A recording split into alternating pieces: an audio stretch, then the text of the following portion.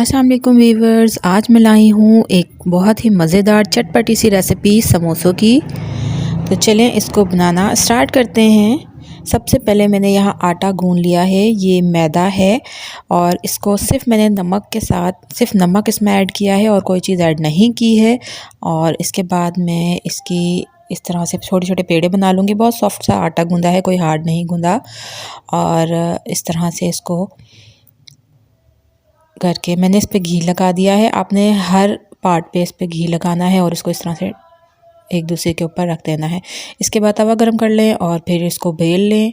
और बेलते हुए कोई बल नहीं आना चाहिए, आपने इस बात का ध्यान रखना है। और रोटी को बहुत ज़्यादा पकाना नहीं है, हल्का हल्का सा बस पकाना है।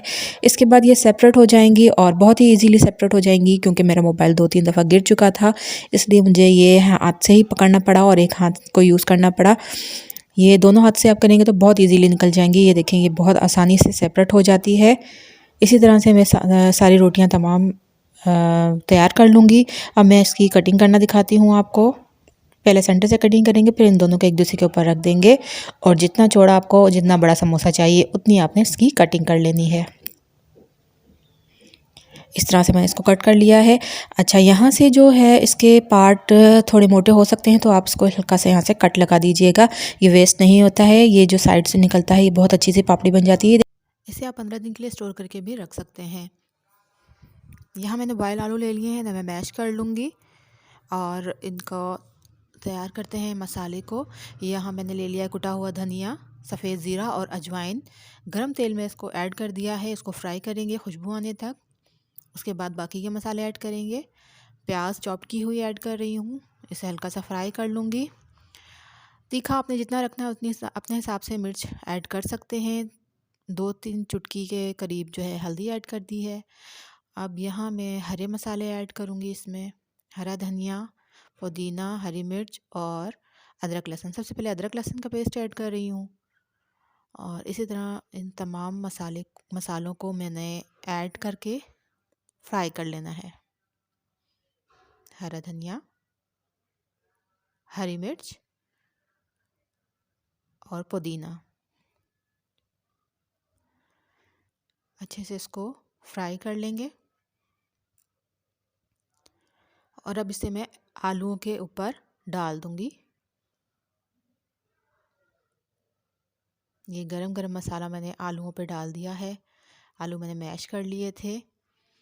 नमक ऐड नहीं किया था, नमक इसमें अब ऐड कर रही हूँ। अपने टेस्ट के अकॉर्डिंग नमक ऐड कीजिएगा। मैंने आलू उबालते हुए भी नमक ऐड किया था। मिक्स कर लेंगे मसाले को। ये देखिए कितना मज़ेदार सा मसाला बन के तैयार हो गया है। चलें अब इसको समोसों में भर लेते हैं। ये मैंने मैदे का थोड़ा सा घोल बना लिया है। अब हम पट्टी से समोसे बनाएंगे। ये देखिए मैंने इसमें शॉपर पे रखे थे, ये अभी तक कितने सॉफ्ट हैं। अगर आप इसको शॉपर से निकाल देंगे तो ये हार्ड हो जाएंगे, इसलिए आपने इसको शॉपर के अंदर ही रखना है। एक एक स्ट्रिप आप लेते जाएंगे और इसका समोसा बनाते जाएंगे। जो पकी हुई साइड जो तवे पर थी वो मैं अंदर की तरफ कर दूंगी और जो बीच की थी साइड उसको मैं ऊपर रखूँगी। इस तरह से आपने समोसों की शेप देनी है। मैदे का घोल लगा के इसको स्टिक कर देंगे साथ, तो ये ट्रायंगल सा समोसा बन जाएगा। अब मैं इसमें मसाला ऐड कर दूंगी जो हमने बना के रखा है। ज़्यादा सारा भर लीजिएगा क्योंकि ये बहुत मज़ेदार लगते हैं इस तरह से।